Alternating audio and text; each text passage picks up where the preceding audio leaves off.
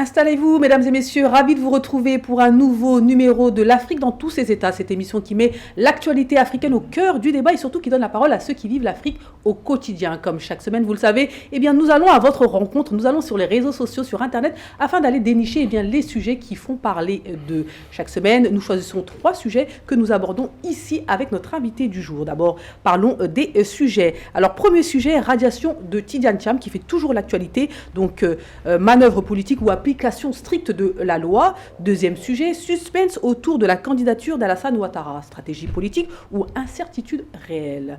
Et enfin, CEDEAO, 50 ans, quel bilan, quels objectifs.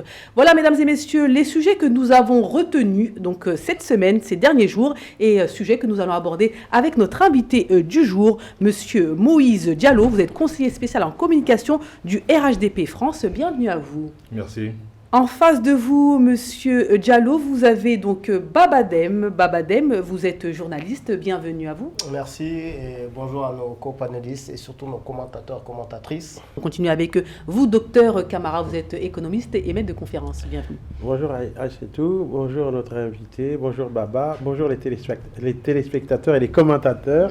Et on va remercier donc ces commentateurs dont on parle tant et surtout qu'on lit, à savoir Traoré Issouf, Wences Morel, Étienne Saoura, Nabouga Soro, Poliao, Diakaridi Kone, etc., etc. Merci pour les commentateurs, merci pour le temps que vous prenez pour commenter donc les émissions que nous faisons. On commence tout de suite cette émission avec le premier sujet, vous l'attendez, j'en suis sûre. Alors, radiation de Tidjane Thiam des listes électorales, manœuvre politique ou application stricte de la loi. Bonne question. On regarde une vidéo et puis on revient. C'est une affaire aux airs d'une crise politique avant la présidentielle d'octobre 2025. Tidjane Thiam, sa radiation de la liste électorale porte l'actualité politique en Côte d'Ivoire. Le directeur des affaires civiles et pénales du ministère de la Justice explique les motivations juridiques de sa radiation du fichier électoral. Le juge dit, au moment où M. Thiam s'inscrivait sur la liste électorale, il n'avait pas la qualité d'Ivoirien. Il n'avait pas encore renoncé à son allégeance à l'État français. La réponse face à cette sortie du juge ne s'est pas fait attendre. Le porte-parole des avocats du parti s'est voulu clair. Les arguments sont fondés sur l'article 48. Français de naissance parce que son père était français. Il est ivoirien de naissance parce que sa mère était ivoirienne.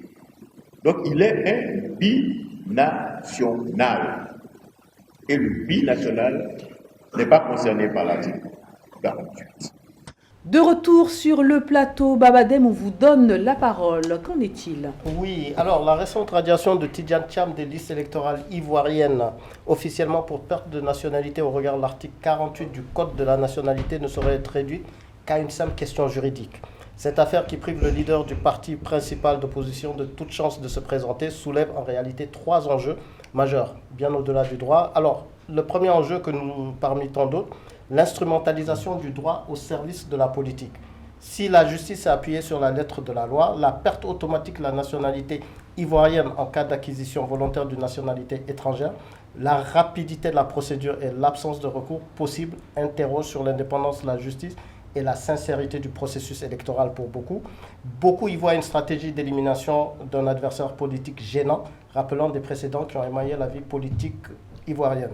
Deuxième cas dont on peut soulever, c'est un révélateur de la crise de l'ivoirité et de la citoyenneté. La question de la nationalité sensible depuis des décennies en Côte d'Ivoire ressurgit ici avec force, en pleine mondialisation alors que la diaspora ivoirienne est nombreuse. Appliquer strictement une loi des années 60 paraît décalé. Cela pose des questions de l'appartenance nationale et du droit de la diaspora à participer à la vie politique. Et enfin, troisièmement, des conséquences politiques et sociales qui peuvent être explosives. L'éviction de Tidjane Thiam bouleverse le rapport de force pour la présidentielle et fragilise le principal parti d'opposition, le PDCI-RDA. Elle risque aussi d'exacerber les tensions, de jeter le doute sur la crédibilité du scrutin et de réveiller des vieux démons de l'instabilité politique. Alors, on reprend une phrase de Tidjane Thiam qui disait « Cette radiation est inéquitable, sans votement et incompréhensible ». Enfin, voilà les 3 points principaux que nous avons pu résumé dans cette chronique. Merci beaucoup Babadem pour ce point. Alors moi je vais donner tout de suite la parole à Monsieur Diallo. Donc en tant qu'Ivoirien d'abord, en tant qu'aussi membre donc du RHDP, que pensez-vous de la situation de la Côte d'Ivoire à quelques mois des élections présidentielles, Monsieur Diallo? Nous avons un pays qui aujourd'hui essaie vraiment de respecter les règles, des règles qui ont été établies depuis longtemps. On était parti dans une situation, après le président, le père de la nation, Houphouët-Boigny, on est rentré dans une zone vraiment de turbulence, dans une situation compliquée en Côte d'Ivoire, où tout avait été remis en cause, et on a vu ce que ça a apporté en Côte d'Ivoire, de la violence. Contestation sur contestation, exclusion sur exclusion, et donc il y avait trop de déni de justice. On en a souffert, et on ne va pas refaire l'histoire encore de la guerre en Côte d'Ivoire. Le président Ouattara aujourd'hui, qui est au pouvoir, en a beaucoup souffert. Et c'est pour cela que justement, parvenu à la tête de l'État, il a demandé et il a tout fait pour que maintenant les institutions soient des institutions fortes et qu'on puisse respecter effectivement les règles établies. Fortes et autonomes? Fortes et autonomes. C'est pour cela qu'on dit qu'il faut respecter les règles établies. Si les règles ne sont pas respectées, eh bien, on a effectivement les juridictions qui peuvent être saisies pour qu'effectivement, elles puissent se prononcer. Il faut préciser, le frère Tidjane Thiam, parce qu'on est promotionnaire, donc il faut préciser que lui-même arrive dans une situation où il connaît l'histoire, parce qu'il a fait la prison après le coup d'État, et il est parti de la Côte d'Ivoire en disant « c'est un pays de fous, je n'y reviendrai plus ». Aujourd'hui, avoir des institutions fortes arrange tout le monde en réalité. Je pense qu'il est venu en politique rapidement et qu'il n'avait pas eu le temps, ça c'est mon avis, de se préparer à l'idée d'être chef d'État et donc suivre les procédures qui allaient lui permettre effectivement d'être candidat. Vous pensez qu'il y a des manquements que M. Thiam... C'est ce que j'affirme. Il y a des manquements... Parce qu'effectivement, il n'était pas prévu. Dieu seul savait que le président Bédié n'allait pas être effectivement de ce monde parmi nous. Et donc, c'était une situation imprévue au PDCI. Le président Bédié, n'étant plus sur la scène politique, rappelé à Dieu, il fallait trouver quelqu'un. Et très rapidement, c'est en ce moment-là que... Sans préparation, Thiam débarque en Côte d'Ivoire parce qu'il a appelé par certains caciques du PDCI, qui voit en lui effectivement quelqu'un qui a certainement des compétences pour pouvoir effectivement gérer le parti. Mais ce n'est pas le parti présidentiel qui oppose une quelconque remarque à Tidjane Thiam, à sa candidature. C'est au sein même de son parti. De son parti d'abord. C'est parti au sein même de son parti. Les gens ont contesté son parachutage, si on peut dire, parce qu'ils ont contesté effectivement sa présence dans leur rang, donc les cotisations qui n'étaient pas à jour, son absence sur le territoire national, donc il n'était pas membre actif vraiment de ce parti-là, et donc il était contesté par certains. Et c'est de là que partent effectivement toutes les oppositions qu'il y a eu, c'était une opposition donc interne. Une opposition interne que beaucoup disent aussi...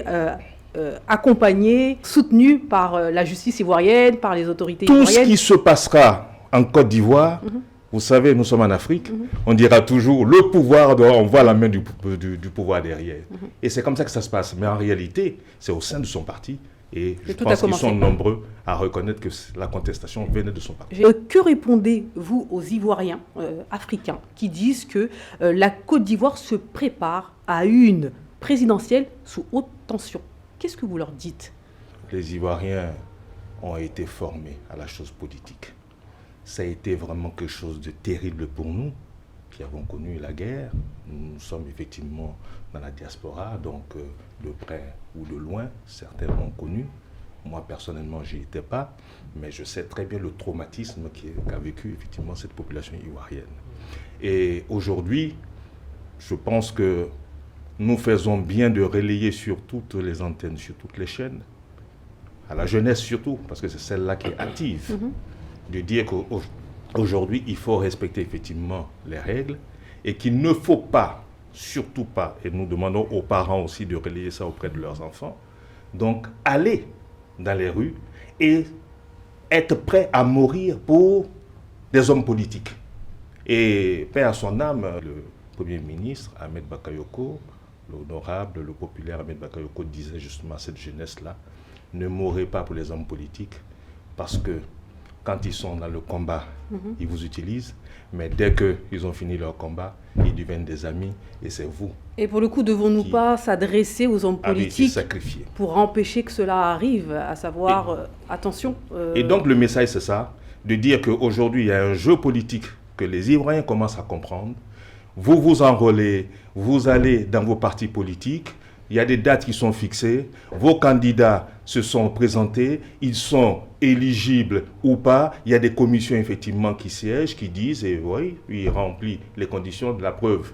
Vous avez vu que même Tidjane Thiam, sa candidature avait été acceptée. En réalité, il avait été déclaré qu'il était le président donc, de ce parti-là, et que donc on attendait de voir.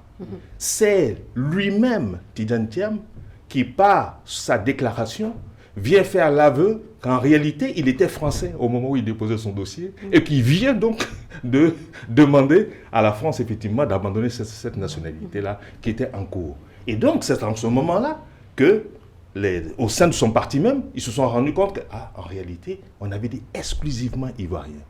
Donc, ça veut dire, président, que vous ne remplissiez pas cette condition. Après, les gens disent qu'il est binational, c'est-à-dire qu'après, il y a plusieurs... Mais je dis bien exclusivement ivoirien. Bien sûr. Je ne dis pas binational, je dis exclusivement ivoirien. Donc ça veut dire qu'il ne respectait pas effectivement ces conditions-là. Et qu'il pouvait renoncer donc à la nationalité française pour devenir exclusivement ivoirien. Donc au moment où il déposait son dossier, en tout cas, il ne répondait pas. Je souhaiterais vous dire que pour moi, en tout cas, le message est bien passé à la population. Allons-y aux élections de façon paisible. Exactement, la paix avant tout. Et que répondez-vous aux Ivoiriens, aux Africains qui disent qu'en Côte d'Ivoire, on va assister à une présidentielle sans opposants? J'ai l'impression que quand certains étaient au pouvoir, ils avaient des comportements qui étaient des comportements vraiment qui faisaient fi de toute règle. Et que quand ils ont abandonné le pouvoir, ils ont toujours pensé que c'est le même État ivoirien qui était encore en œuvre, qui avait le pouvoir, alors qu'avec le président Ouattara, et tout ce que nous avons connu avec les alliances avec le président Bédier, on est rentré dans une autre logique, on a compris vraiment ce que c'est que la fonction de l'État, on s'est dit il faut qu'on réussisse donc la cohésion nationale, et que pour réussir la cohésion nationale, il faut vraiment commencer à respecter effectivement les règles. Est-ce que vous pensez qu'aujourd'hui, il y a une cohésion nationale? On peut dire ça? La cohésion nationale, elle est vraiment réelle, effective, quand vous êtes dans la rue et que vous voyez les populations, effectivement, vivre ensemble. Aujourd'hui, vous ne voyez pas, effectivement, des affrontements en Côte d'Ivoire. C'est un pays, vraiment, qui est rentré dans une phase de paix, vraiment, dont on ne peut pas douter, parce qu'au quotidien, effectivement, les gens se fréquentent. Peut-on parler d'une paix fragile? On peut parler d'une paix fragile parce que ce sont les hommes politiques qui viennent effectivement, lors des échéances, attiser encore. Des hommes politiques qui se sentent injustement exclus. Pas injustement exclus, parce qu'en l'occurrence... Qui se sentent, je dis. Voilà, mais pas injustement exclus, puisque en l'occurrence, ce sont des règles qui viennent dire, toi tu ne peux pas être candidat, toi tu peux être candidat. Il y a des dossiers qui sont validés. Billon, par exemple. D'accord. Donc aujourd'hui vous confirmez, on se base seulement donc sur la loi pour exclure des candidats. Mais il devient difficile pour ceux qui sont écartés par la loi de dire que ce n'est que la loi, mais qu'il y a effectivement peut-être encore des mains politiques derrière. C'est facile de le dire, mais aujourd'hui c'est la loi. D'accord. Le RHDP peut-il affirmer que la radiation de Tidjane Thiam est une simple affaire juridique sans aucune interférence politique? Pour le coup, je vous donne la parole, Monsieur Camara. Oui, pour un observateur qui est un petit peu éloigné, en tout cas qui n'est pas partisan, on a une toute autre lecture de la situation. C'est vrai que dire que Tidjane Thiam ne s'attendait pas à se retrouver dans le destin de quelqu'un qui puisse devenir président, que c'est quelque chose qui a été fait par le fait de Dieu, bon, comme toutes les choses.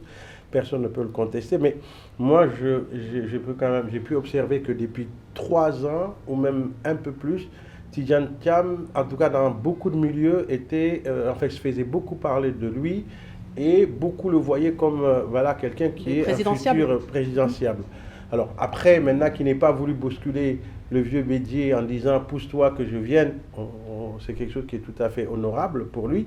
Et les circonstances ont fait que, mais justement, peut-être qu'il se disait peut-être pour 2030, et finalement il se retrouvait dans la situation où il fallait qu'il aille.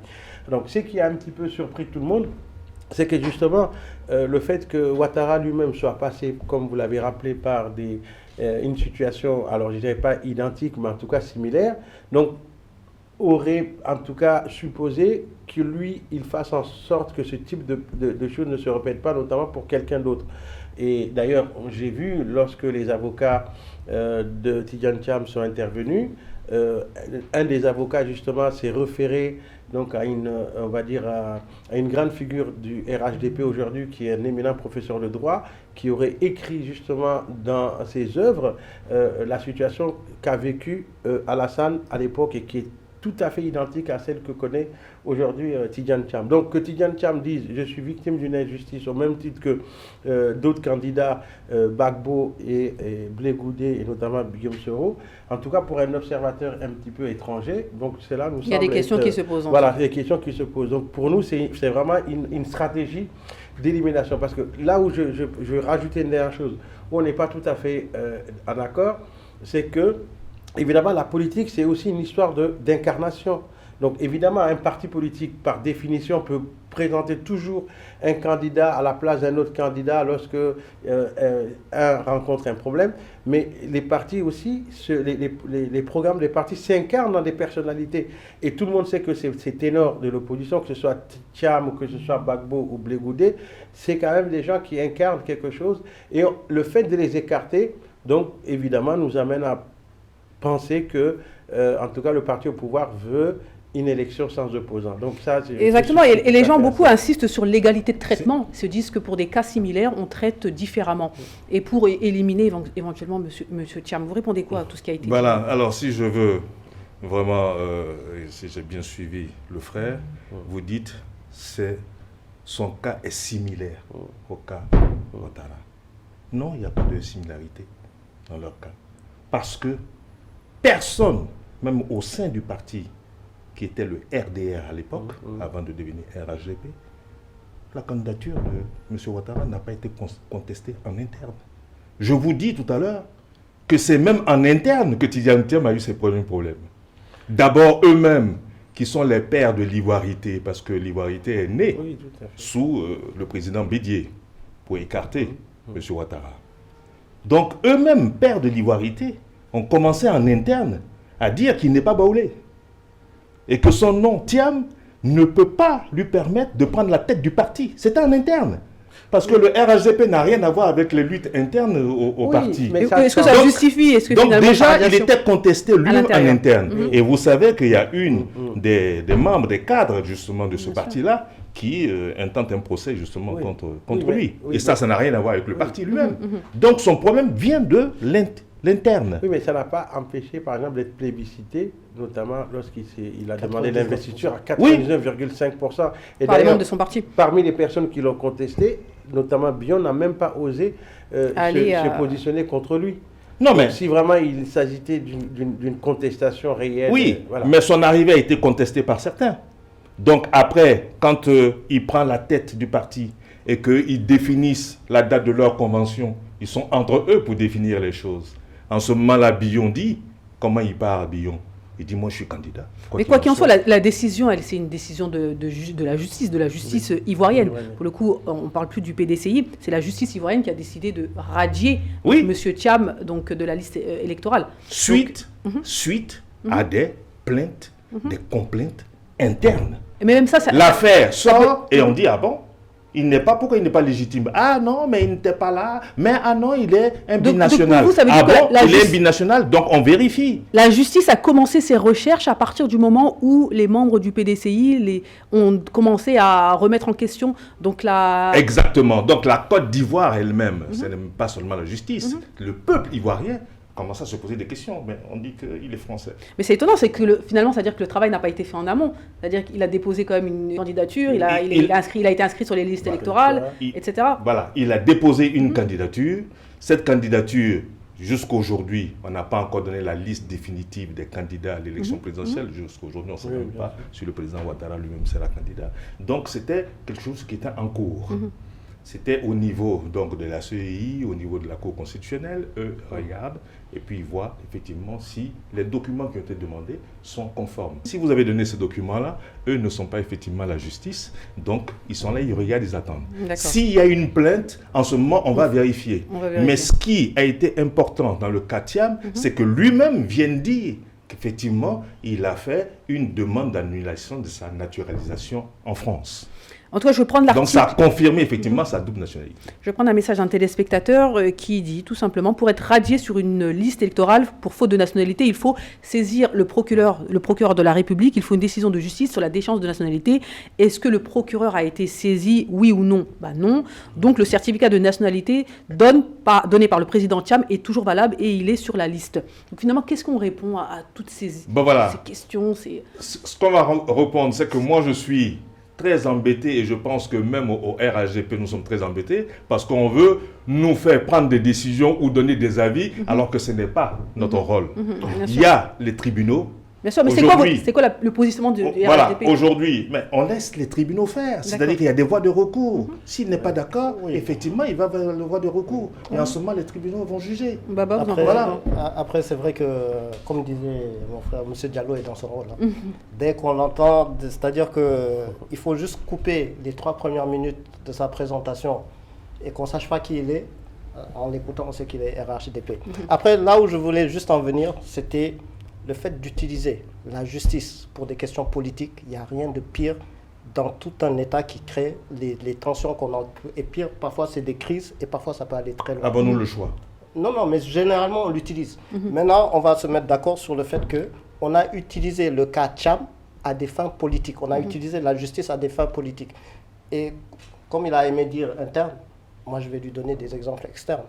Et externes, c'est les gens de RHDP. Vous prenez le texte là, les 3 premiers, il n'y a même pas besoin des 3 premiers, il suffit juste d'aller sur les réseaux sociaux. Celui qui s'en glorifie, c'est M. Kokoma du RHDP. Il y en a 2 autres aussi qui sont sur Kokora, qui s'en glorifie, qui fait le tour des plateaux en disant que c'est grâce à lui, en faisant partie des qu'on a. Et au-delà de ça, même si dans le cas Thiam, c'est que à la limite, j'aurais préféré même qu'on aille saisir éventuellement la justice pour des cas de probité non morale, pour des cas de détournement, mais pour des cas de nationalité. C'est là où je trouve qu'on va très bas pour éliminer un adversaire politique. Donc pour moi, c'est clairement le fait, et il y a une phrase qui dit, lorsque la politique entre dans un tribunal, le droit sort par la fenêtre. Et c'est ce qui est en train de se passer. Et autre chose, ils sont en train d'ouvrir la boîte de Pandore. La boîte en Pandore, parce que si on va sur ce sujet, le désordre va être considérable. Mais finalement, est-ce que vous ne pouvez pas comprendre Monsieur Diallo non, mais utiliser la politique dit que, tout simplement, en écartant un adversaire. Les juridictions ont été saisies, maintenant c'est à la justice de prendre une décision. Est-ce que finalement, mais une justice qui ne demande même pas de recours. On n'a jamais vu ça. Une justice qui va... En tout cas, les avocats de Tidjane Thiam ont relevé des irrégularités en disant que même pas que la décision... Et pire, finalement, il y avait un non-lieu parce que la décision n'était pas... Mais pire, dans la décision, le juge dit que ce n'est pas transcriptible, ce n'est pas visible. À la limite, qu'ils disent que ce n'est pas valable, mais que ce n'est pas... Bon, il faut... Non, moi je suis... Allez-y. Après, on est d'accord que... En tout cas, ce qu'on souhaite pour nos pays, c'est qu'il y ait une justice indépendante de l'autorité politique. Mais pour l'instant, tout le monde sait qu'en réalité, on en est loin. Alors, ceci dit pourquoi? Parce que ce qui est surprenant, quand on écoute un peu les avocats de Thiam, c'est déjà de voir que l'objet même du jugement ne concerne pas le rendu, alors qu'ils ont beau expliquer. Donc d'ailleurs, ils ne s'attendaient pas justement à ce qu'on puisse rendre une telle décision, parce qu'ils pensaient que la juge donc, appliquerait le droit, et en ce moment-là, il dirait « ce n'est pas de ma compétence de juger ce cas s'il est ivoirien, n'est pas ivoirien ». Donc ça, c'est une chose. Et ce qui est encore surprenant et qui montre qu'il y a une instrumentalisation de la justice, c'est que le rendu du jugement, voyez, donc, est représenté par un document de 48 pages que la juge aurait rédigé donc, en quelques heures. Et notamment, ça veut dire quoi? Ça veut dire que pour vous, il était pré-rédigé? Voilà, il était pré-rédigé. Donc, vous savez exactement comment on allait statuer, la décision qui allait être rendue. C'est tout ça qui fait qu'on ne peut que penser qu'il s'agit d'une machination politique. De remettre en doute l'autonomie de la justice en Côte d'Ivoire. Tout le monde serait d'accord. Vous prendrez donc les déclarations même des membres du PDCI qui ont été surpris de la binationalité de M. Thiam. Parce qu'ils ne pensaient pas effectivement que ça, ce serait, au motif de l'article 48, ce serait évoqué. Et M. Thiam lui-même n'a pas abordé ce sujet. C'est pour ça que je dis qu'il est trop vite arrivé en politique. Peut-être qu'il a confondu vitesse et précipitation sans avoir eu le temps de se préparer pour venir effectivement répondre donc aux statuts, aux critères qui sont définis dans les règles, même ne serait-ce que de son parti. D'où la contestation, je vous dis, qui part de l'intérieur même de son parti. Après, les gens écoutent. On voit que vous-même, vous ne vous entendez pas sur l'affaire de votre candidat. Donc, quand Kokora Nzi Kokora réagit, mais c'est parce qu'effectivement, M. Thiam lui-même vient dire « Ah, je suis allé en France, il n'a pas réagi, il a introduit la réponse. » C'est suite à la déclaration, il le dit, c'est suite à la déclaration de M. Tidjane Thiam disant que lui, il vient effectivement de demander un article tomber la nationalité française. Un article qui n'a jamais été utilisé. Et deuxièmement, c'est pas parce qu'un article n'a pas été utilisé. C'est pas un argument plausible. Après, effectivement, l'égalité de traitement a souvent été dénoncée. Okay, mais c'est écrit noir sur blanc, cet article-là. Donc à tout moment, on peut... S'il est né français, suivant l'article. Mais s'il est né français, qu'il a pris la nationalité, comment on appelle, française. Non, il n'est pas né français. S'il est né français, non, il n'est pas né. Et c'est ça la contestation. Et c'est pour cela que je dis, je ne veux pas remplacer un tribunal ici, parce qu'en réalité, nous savons tous, pour ceux qui sont nés avant l'indépendance, ils étaient citoyens français. On était citoyens français. Oui, on est d'accord. C'était mon cas. On est d'accord. On est né citoyens français. D'accord. Après, quand les pays accèdent à l'indépendance, nous perdons cette qualité-là. Sauf demande. Si on peut appeler qualité. Non, c'était automatique. Non, à partir du moment où nos parents n'ont pas demandé à quitter la nationalité française. À partir du moment où on a pris les indépendances, effectivement, les citoyens de redevenaient donc les citoyens libres. Sauf certaines conditions. Ceux qui font la demande de rester, c'est français. Exactement. La réintégration. Pas ceux, au moment où est né. Pas ceux qui font la demande de rester. Il était français. Non, il a fait une demande de nationalité française. Il a fait une demande qui est prouvée que cet élément a souvent été pointé du doigt. C'est en 87 qu'il devient Tidjane Thiam. C'est écrit, c'est connu, il fait une demande. Il est né français. Mais il n'est pas né français s'il était né français. Pourquoi il demande la nationalité française? Il demande la naturalisation. Attention, la naturalisation. Attention. Non, mais c'est vrai qu'il y a pas mal d'éléments qui ont... Par filiation, pour la nationalité, ou par, comme ils disent, après, bon, je ne veux pas... Si vous n'êtes pas filiation, vous restez français, vous ne faites pas encore une demande. En principe, c'est pour cela que je vous dis non, ce n'est pas automatique. C'est pour cela que quand on fait demande, c'est soit la réintégration, filiation ou naturalisation. Et naturalisation, il y a plusieurs cas. Mais il faut faire la demande. En tout cas, c'est un point de discorde. En tout cas, c'est un point de discorde. Mais lui a fait la demande. Oui. Donc ça veut dire qu'il n'était pas français au moment où il faisait la demande. En tout cas, c'est un point de discorde. Effectivement, on parle beaucoup. Exactement, on parle beaucoup de ce point-là, savoir est-ce qu'il est né français, est-ce qu'il n'est pas né français, filiation ou pas filiation. Donc voilà, maintenant, il va falloir statuer. Il serait né français que les Français auraient dit. Mais pourquoi tu fais une demande de naturalisation puisque tu es déjà français? Moi, je trouve très bas. Faut pas les prendre les gens pour des cons. D'aller sur ça, je trouve très bas. D'aller sur ça pour éliminer. Mais ce sont des règles. Des règles politiques. Monsieur Deb, où vous êtes un légaliste Non, et non, vous non, dites, non, il y a mais des règles, on est je vais d'accord. respecter, ou sinon vous dites, voilà, on n'a pas besoin d'aller. Mais Oui, donc, mais dans on ce est cas-là, d'accord que il c'est ne faut les rien respecter. politiciens qui ont utilisé cette règle pour éliminer un candidat. Mais ce n'est pas les politiciens, puisque ça allait devant les tribunaux. Oui, mais Puisqu'il c'est y a des eu des requêtes. plaintes. Mais ça parle des requêtes. Mais Et il y a des encore électeurs. C'est pas le droit la de requête venir. de qui? Mais ce sont des électeurs qui ont fait demander le... Les électeurs du PDCI et même du RHDP. RHDP, Oui, c'est clairement plusieurs bien citoyens. identifié, Oui, tout ça, pour qui que ont la demandé justice se prononce. Voilà, mais c'est à des fins politiques.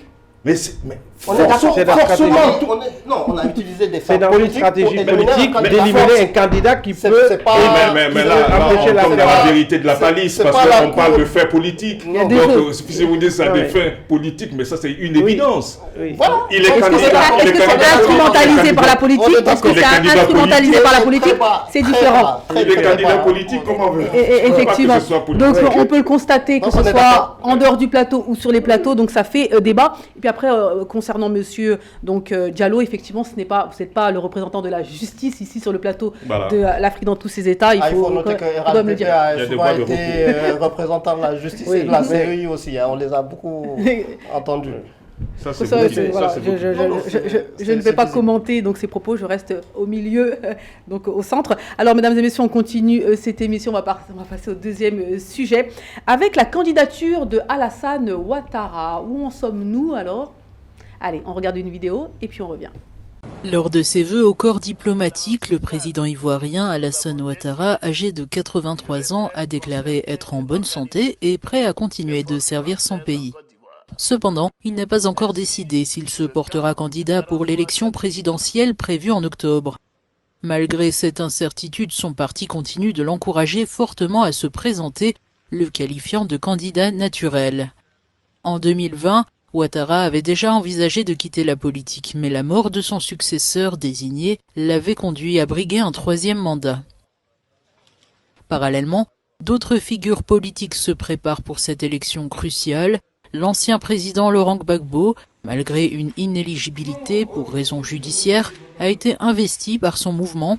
Simone Gbagbo, son ex-épouse, et Pascal Affi N'Guessan, ancien Premier ministre, sont également en lice.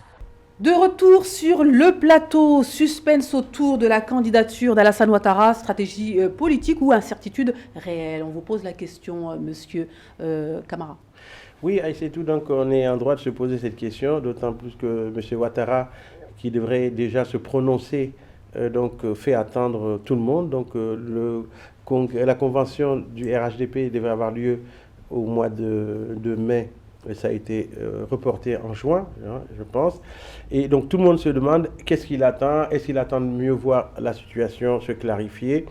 Et plusieurs arguments, justement, permettent de soutenir, d'une part, qu'il s'agit d'une stratégie volontaire, et même si on a d'autres éléments qui peuvent peut-être considérer qu'en réalité, c'est un temps qui se donne pour réfléchir par rapport à un certain nombre de situations.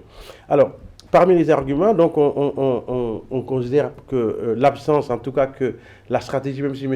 Diallo n'est pas d'accord avec nous, la stratégie, en tout cas, d'éliminer via la justice les principaux ténors de l'opposition est une façon, donc, de lui faciliter sa réélection, donc notamment dès le premier tour, comme certains militants du RHDP le souhaitent.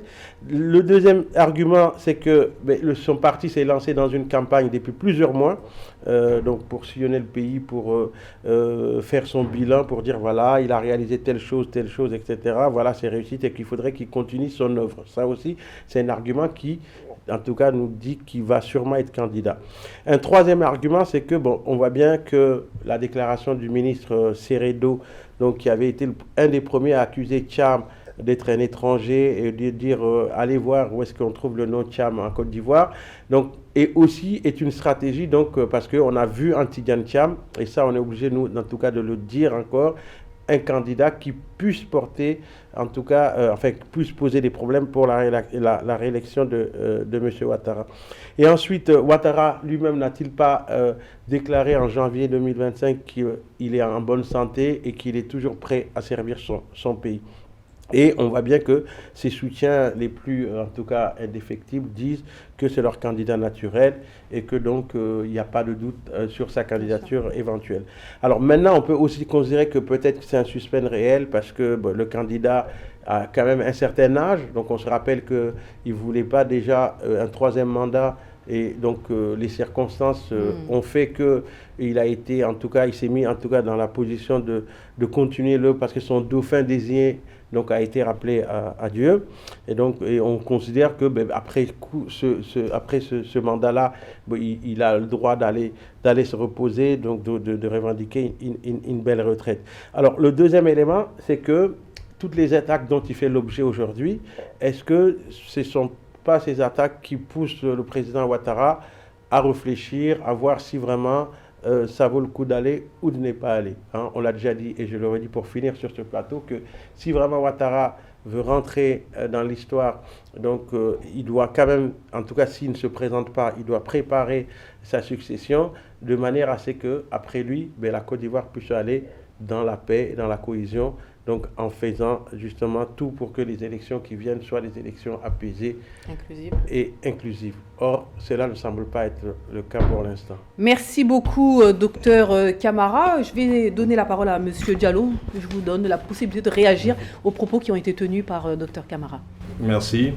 Et je souhaiterais vraiment répondre à monsieur Camara en disant que aujourd'hui, le RHDP, qui est un parti qui a remporté toutes les élections, qu'elles soient présidentielles, législatives, municipales, est un grand parti installé sur tout le territoire national. Et qu'avec les réalisations faites en Côte d'Ivoire aujourd'hui par le président Ouattara, nul avant lui n'avait réussi effectivement ces réalisations-là. Je pense que le monde, effectivement, qui arrive en Côte d'Ivoire, qui constate, applaudit quand même la Côte d'Ivoire. La Côte d'Ivoire est parmi l'un des pays africains qui applaudit aujourd'hui pour ses réalisations. Donc le bilan de M. Ouattara est tel qu'il ne peut avoir peur de... Avec la présence que nous avons sur le territoire national, le travail effectif qui a été fait en Côte d'Ivoire, je ne vois pas quelle est la crainte de dire qu'il y a un opposant aujourd'hui qui peut raisonnablement venir, rien qu'avec des promesses, convaincre la population ivoirienne de dire laissez tomber tout ça et venez avec moi. Donc nous, sur ce plan-là, je pense que le président Ouattara est serein par rapport au travail qui a été fait. Le peuple seul juge et c'est ce peuple-là effectivement qui va décider. Donc il ne vient même pas à l'esprit d'un représentant du RHDP, d'un militant du RHDP de dire aujourd'hui nous avons un candidat qui peut aujourd'hui nous inquiéter, nous empêcher de dormir. Donc il n'y a aucune manœuvre aujourd'hui pour dire qu'un nouveau Tidjane Thiam qui arrive, qui n'a même pas d'ancrage, et d'ailleurs, lui-même au sein de son parti, on dit qu'il était tellement absent qu'effectivement, il a du mal à convaincre effectivement ses pairs. Et le président Laurent Gbagbo qui est arrivé lui-même, quand il était au pouvoir, aucune réalisation remarquable n'a été faite qui va au crédit donc, du président Laurent Gbagbo. Donc ça veut dire que pour vous, il n'y a aucune manœuvre politique qui empêcher donc un quiconque candidat à se présenter aux élections présidentielles parce que, quoi qu'il en soit, M. Ouattara est serein par rapport à son bilan, par rapport à son ancrage local. Tidjane Thiam est arrivé en Côte d'Ivoire, mais franchement, il n'y a eu aucune opposition de la part du RHDP. On les a laissés régler leurs problèmes en interne. Mais seulement, comme je vous dis, et son frère, Tidjane Thiam, qui est gouverneur de Yamoussoukro, a dit justement à son jeune frère que si tu veux être président déjà en Côte d'Ivoire, il faut que tu viennes sur le terrain. Et si tu veux être président, ce n'est pas les autres qui te disent de devenir président. C'est toi-même tous les matins en te regardant dans la glace qui dois t'en convaincre. Et je pense que Tidjane Thiam n'a pas eu le temps de se regarder assez dans la glace pour s'en convaincre avant d'arriver. Donc, on va avancer. Il est alors, victime de ses propres typurtudes, comme on a l'habitude de le dire. Qu'en est-il du flou autour de la candidature de Ouattara? Pourquoi finalement M. Ouattara ne se positionne pas clairement? Voyez, si vous regardez tout le parcours du président Ouattara, c'est une personnalité qui prend ses décisions en âme et conscience. Tout son parcours. Et donc aujourd'hui, il n'est pas soumis à l'influence de quelques lobbies, de quelques personnes que ce soit, pour dire oui, je vais y aller ou je ne vais pas y aller. Vous avez dit tout à l'heure, peut-être que c'est une stratégie personnelle. Oui. Mais reconnaissez qu'il a le droit d'avoir sa stratégie personnelle. Bon, donc ça, il peut effectivement le faire. Dans tous les cas, il n'est pas encore, il y a des délais qui sont fixés, il n'est pas hors délai pour afficher sa candidature ou pour déclarer sa candidature. Mais ce que nous lui disons, et ce que l'ensemble en tout cas, puisqu'on est majoritaire en Côte d'Ivoire, ceux qui ont voté pour Ouattara, l'ensemble des militants dit c'est notre candidat naturel. Et pourquoi ça veut dire quoi que c'est votre candidat naturel? Pourquoi Ouattara, après donc 3 mandats, est encore aujourd'hui le candidat naturel, le seul candidat éventuellement du RHDP que tout le monde applaudit, alors qu'il y a des nouveaux défis, il y a encore plein de choses à faire pour développer la Côte d'Ivoire. Est-ce qu'aujourd'hui c'est encore l'homme de la situation?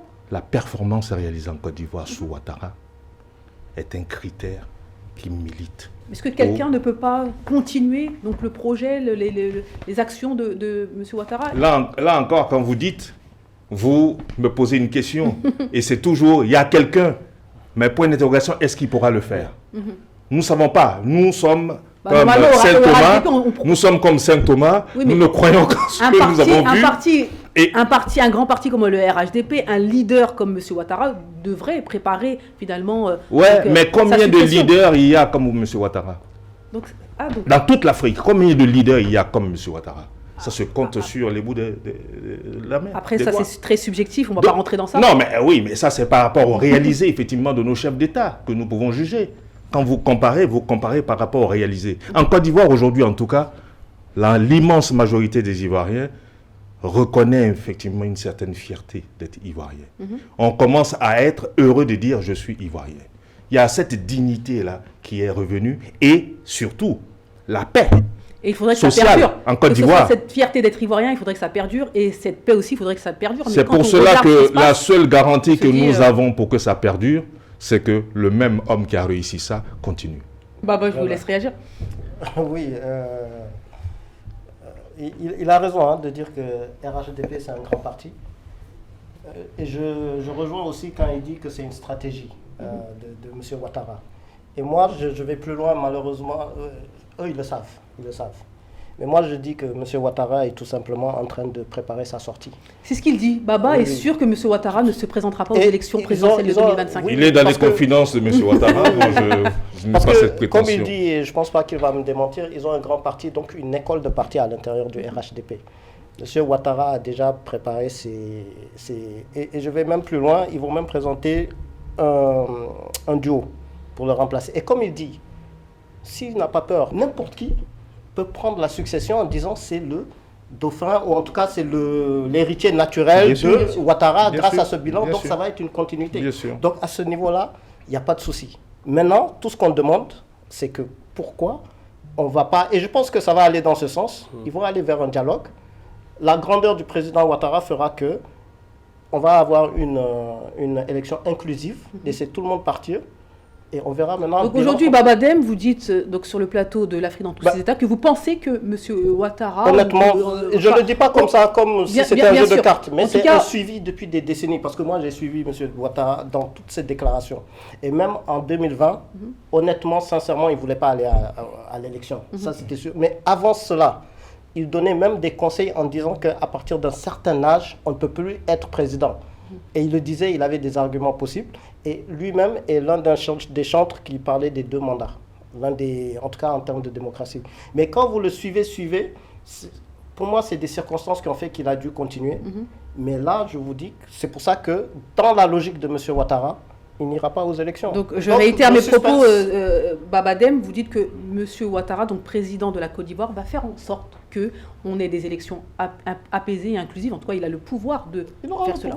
Qu'il soit candidat ou pas, d'ailleurs. Qu'il soit candidat ou pas, c'est important de le dire. Je vous en prie. Alors moi, je n'ai pas tout à fait cette lecture-là, parce que je me dis, quelqu'un qui serait dans cet état d'esprit, allait justement faire en sorte qu'il y ait un réel dialogue politique, et que même si, évidemment, au nom de la justice étant les règles, certains des candidats ne puissent pas franchir cet obstacle-là, en tout cas faire en sorte que les candidats les plus représentatifs, d'accord, qui cristallisent beaucoup de passion, c'est les militants. Parce qu'on sait bien que les crises post-électorales, en général, sont le fait des militants. Ce n'est pas monsieur, madame, tout le monde, c'est les militants les plus chauds, les plus aguerris, etc., qui contestent toujours le résultat de leur champion.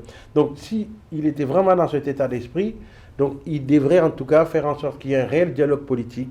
Il devrait s'engager, montrer sa bonne foi, justement prouver que, c'est ce que Baba dit pour le coup, et le parti ne sont pour rien dans ce qui arrive aux opposants. Dialogue, ce n'est pas le cas, parce que quand justement j'ai entendu il y a quelques jours le porte-parole du gouvernement, mais il disait en fait ils mettent de l'huile sur le feu, donc ils ne sont pas du tout, le RHDP n'est pas dans un état d'esprit d'apaisement, puisqu'il a même dit qu'il prenait acte du jugement qui avait été rendu par rapport à Tidjane Thiam, et qu'ils sont prêts à assumer toutes les conséquences logiques d'une telle décision, c'est-à-dire que s'il fallait aller retirer le passeport entre guillemets de Tidjane Thiam, et donc on le ferait, donc ça veut dire que, vous voyez, donc on ne peut pas, en tout cas, le comportement d'un certain nombre de militants du RHDP, le silence, en tout cas le retrait du président, en tout cas ne semble pas indiquer qu'il a l'intention de passer la main comme et Baba dans une condition apaisée. Voilà, donc si Aïssa, vous pouvez le permettre, je vais dire 2 mots par rapport au bilan de M. Ouattara.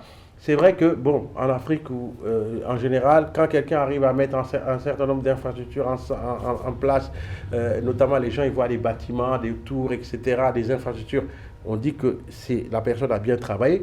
Donc, je ne suis pas en train de dire que les infrastructures ne sont pas utiles à la croissance et au développement. Donc, c'est vrai que la Côte d'Ivoire a toujours été une économie donc dynamique, qui a toujours été un peu le moteur de la sous-région.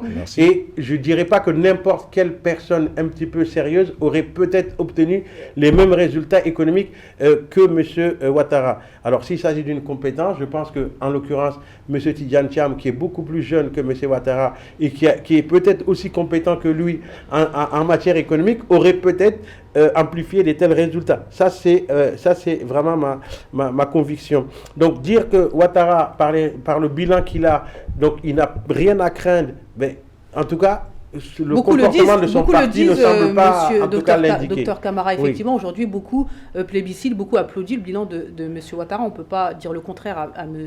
Diallo ici sur le plateau. Bon, on peut juste dire à quel prix aussi. Peut-être qu'on peut, on peut mais la question. Même encore là, souvent, effectivement, c'est ça des discours qui sont relayés encore par les gens de l'opposition. Quand on dit à quel prix. Non, la Côte d'Ivoire est encore sous le seuil d'un endettement qui est autorisé par l'ensemble de notre sous-région.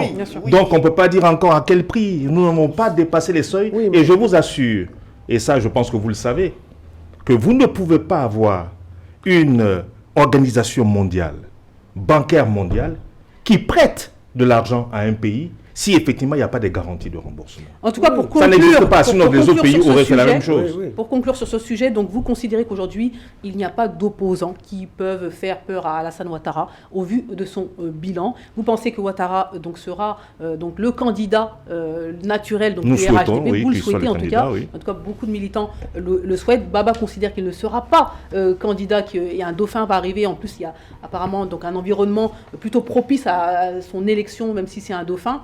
Et monsieur donc Camara, au contraire, lui considère que les éléments n'ont pas été mis en place pour que monsieur Ouattara se retire, et au contraire, et on est prêt à aller jusqu'au bout. Et qu'est-ce que ça veut dire jusqu'au bout, en espérant qu'on va quand même conserver donc cette paix tant rêvée, tant souhaitée par la Côte d'Ivoire et l'Afrique entière. Encore une fois, on insiste dessus. On va avancer, mesdames et messieurs. Et oui, nous avons 3 sujets à aborder dans cette émission. On va finir avec la CEDEAO, quoi qu'il en soit, que le RHDP peut bien représenter ici sur le plateau de l'Afrique dans tous ses États. On regarde une vidéo et puis on revient. 50 ans d'existence, d'avancées, d'échecs, mais également des défis qui attendent d'être relevés. En effet, durant ces 50 années, l'organisation a accompli des avancées considérables comme la mise en place des passeports CEDEAO en facilitant la libre circulation des personnes et des biens. Ceci constitue un aspect économique majeur établi au cours des 50 ans de l'organisation. En termes économiques, c'est d'abord l'instauration d'une carte d'identité CEDEAO et puis d'un passeport CEDEAO qui permet de faciliter la liberté de mouvement, l'instauration d'une taxe communautaire qui va faciliter alors la création d'une union douanière. Sur l'aspect sécurité, des avancées, mais également des difficultés sont à retenir. Lesquelles difficultés se réfèrent notamment au retrait des 3 pays de l'Alliance des États du Sahel. On se rappelle tout l'apport qu'a joué la CEDEAO dans le conflit en Sierra Leone, dans le conflit en Gambie. Pour l'économiste Boubacar Sanogo, la CEDEAO devrait se prémunir d'agendas en rapport avec les intérêts des populations, se remettre en cause pour plus de prospérité. De retour sur le plateau CEDEAO, 50 ans, quel bilan et quels objectifs? Baba, on vous écoute. Oui, pour une organisation fondée en 1975. Alors, on a relevé 3 éléments clés marquant ce demi-siècle, donc on va faire un bilan lucide. Premier bilan, c'est des avancées, on va reconnaître des avancées majeures en matière d'intégration. Donc la CEDEAO a permis la suppression des visas entre ses États membres, la libre circulation des personnes et des biens et la facilitation des échanges commerciaux. On a également ces projets d'infrastructures comme le corridor Abidjan-Lagos ou l'autoroute Abidjan-Dakar qui témoignent de son ambition d'unir la région. Sur le plan social, il y a eu aussi des investissements notables qui ont été réalisés dans l'énergie, la sécurité alimentaire et le développement du capital humain contribuant à la croissance de l'espace. Deuxième point à relever tout de même, c'est des crises politiques et sécuritaires persistantes. Donc la CEDEAO fait face à de graves défis. Les coups d'État successifs qui ont eu lieu au Mali, en Guinée, au Burkina Faso et au Niger en 2020 et 2024 ont mis en lumière ces difficultés à anticiper, à gérer les crises internes. Les sanctions en plus imposées ont souvent été jugées contre-productives, renforçant la popularité des régimes, notamment de l'AES, et alimentant le sentiment d'une organisation déconnectée des réalités populaires. Troisième et dernier point, donc c'est un tournant historique et des remises en question de la CEDEAO. Donc la récente annonce du retrait de l'AES, donc qui fragilise l'unité du bloc et pose la question de son avenir. Si la CEDEAO a su s'adapter par le passé, notamment avec la création de l'EMCOMOG en 90 et l'adoption des protocoles sur la paix comme au Sierra Leone, en Gambie, elle se trouve aujourd'hui à la croisée des chemins, confrontée à la montée des tensions internes et à la nécessité de réinventer son rôle. Merci beaucoup Baba Deme. On va commencer tout de suite avec un message d'un téléspectateur. Le problème est que la CEDEAO est capturée par les chefs d'État qui sont aux intérêts d'autres puissances étrangères. La CEDEAO doit être une CEDEAO des peuples et non celui des présidents corrompus qui se soutiennent entre eux dans les 4e et 5e mandats. Donc je vous donne tout de suite à vous la parole, Monsieur Diallo. Qu'en pensez-vous? Bon, écoutez... Déjà le bilan et puis éventuellement une réaction par rapport à ce commentaire, à savoir la CEDEAO des peuples devrait exister plutôt que la CEDEAO des chefs d'État. Oui, moi je pense que la CEDEAO effectivement est partie d'une très bonne initiative parce que à un moment donné, sur tous les continents, dans tous les grands ensembles, il faut effectivement pouvoir coordonner certaines actions. Il faut pouvoir mettre en place donc des procédures pour qu'on gagne un peu, on monte en puissance. Donc la volonté était une très bonne volonté de voir ces frères-là, parce que c'est ça, l'Afrique, on est vraiment des frères.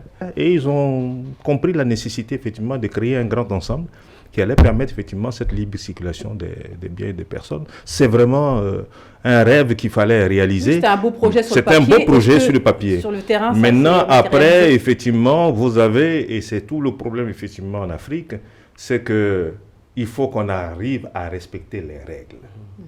Moi, c'est ce que je retiens effectivement de la gestion de nos États et de la gestion de nos grands ensembles. C'est toujours un problème de respect des règles.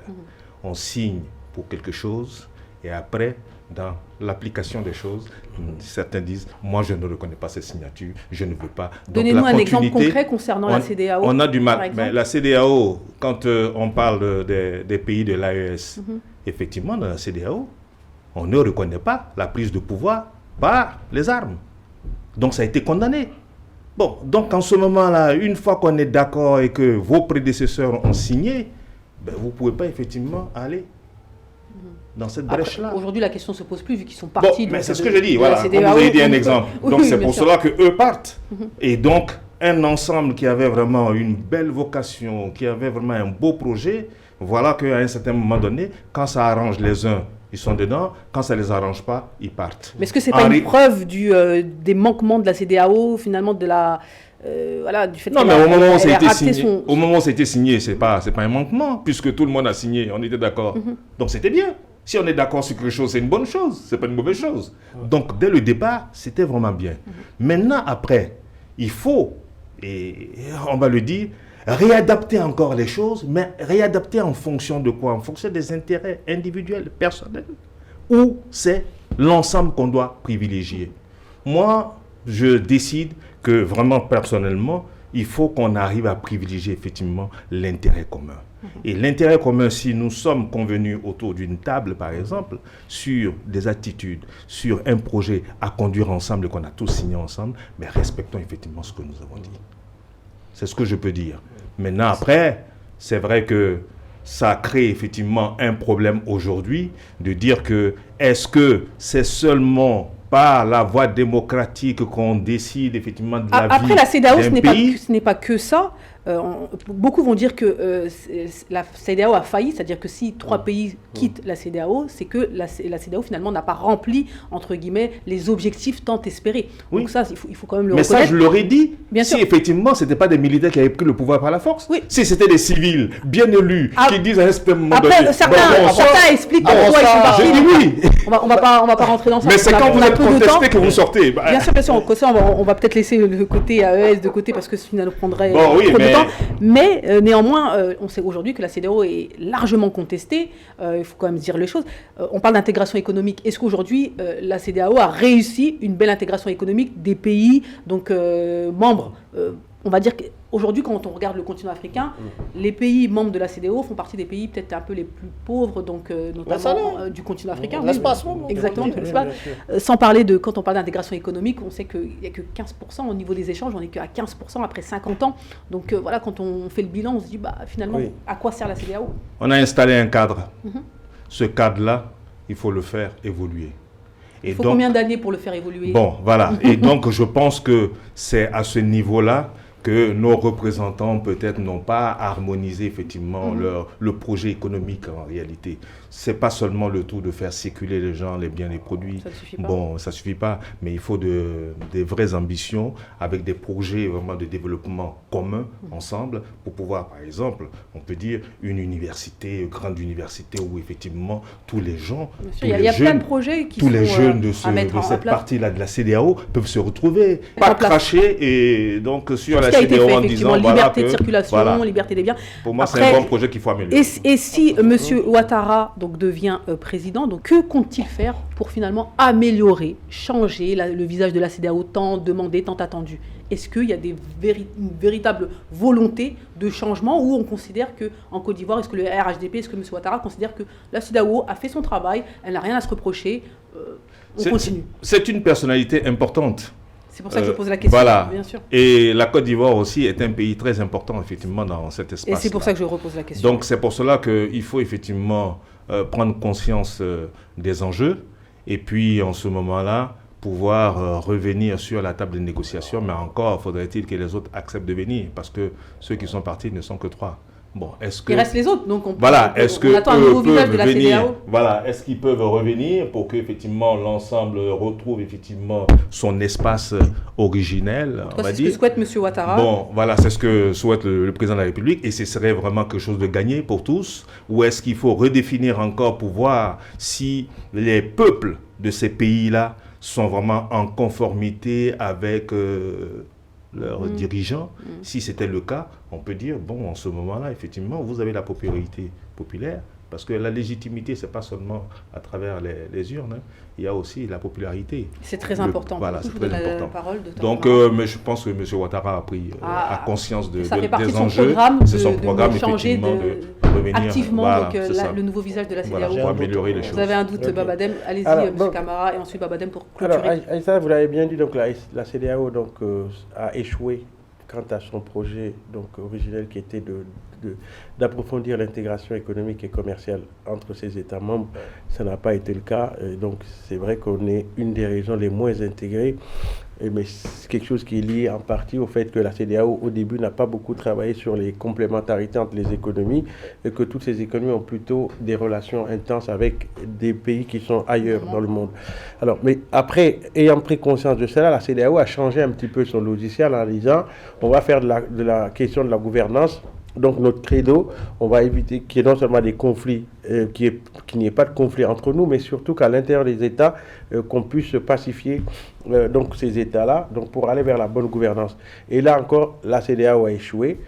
Pourquoi ? Parce que justement, je pense que la CEDEAO était un petit peu l'otage d'une catégorie de chefs d'État qui, justement, compte tenu des liens personnels ou parfois très forts que leur pays avait avec les pays occidentaux, en l'occurrence.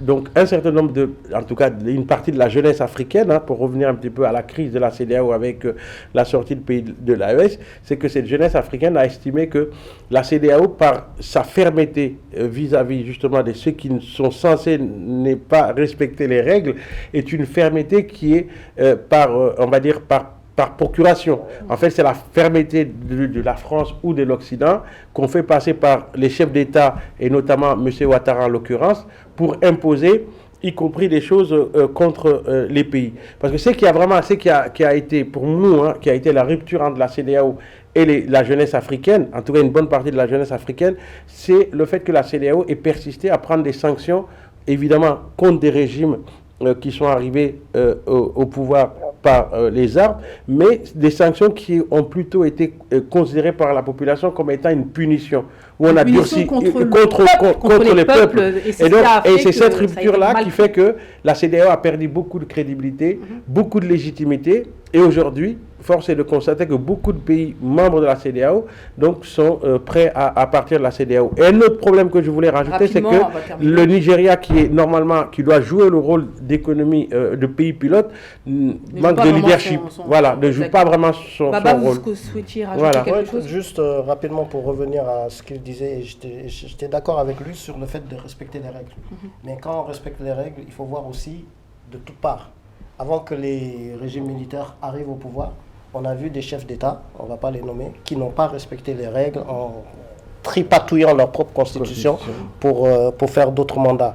Au-delà de ça aussi, ce qu'il était en train de dire par rapport aux sanctions, on voyait venir que la sanction ne venait pas de ces chefs d'État, mais on voyait venir la patte de la France, notamment la France, et je le cite, qui insistait même sur la prise de sanctions, et ça aurait pu aller très très très loin, puis aller tirer même sur les populations. Parce mais ils se sont ravisés quand même. Heureusement qu'il y avait l'AES pour raviser par rapport à ça, mais ils étaient partis par là, et le soutien populaire. Donc l'échec de la CEDEAO, et c'est pour ça que je pense qu'il faudrait carrément, vous aviez dit que c'est M. Ouattara qui était conscient de cela, mais le problème c'est que c'est M. Ouattara qui fait partie, l'un des symboles du problème de la CEDEAO, ou alors d'une aile assez conservatrice qui crée cette tension. Mais vous mettez une autre personne que M. Ouattara, peut-être le nouvel élu, peut-être que ça va peut-être changer, éventuellement. En tout cas, l'image qui renvoie. Tout à fait. Mais en fait, et ça c'est une position personnelle que j'ai, c'est-à-dire qu'aujourd'hui, il ne faut pas, chaque fois que les Africains ont des problèmes, on regarde toujours le coupable en Occident, qu'on le voit en Occident. Ça devient un réflexe. Les premiers coupables ça devient un réflexe effectivement chez nous, et je pense que ça nous infantilise. Et moi, je ne souhaiterais pas qu'on infantilise nos chefs d'État. Après, on a des images. Ce sont des images, oui, mais parce que le monde n'est pas un vase clos fermé. Nous sommes en interdépendance les uns avec les autres. Donc, il peut y avoir effectivement des intérêts. Ça, c'est clair. On dit d'ailleurs que les États n'ont pas d'amis, donc des intérêts. Donc, la CEDEAO n'a pas d'amis, doit avoir que des intérêts.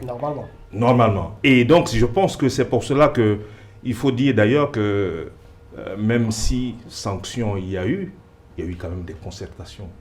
Nos frères ont été invités à des tables. Ils se sont parlé.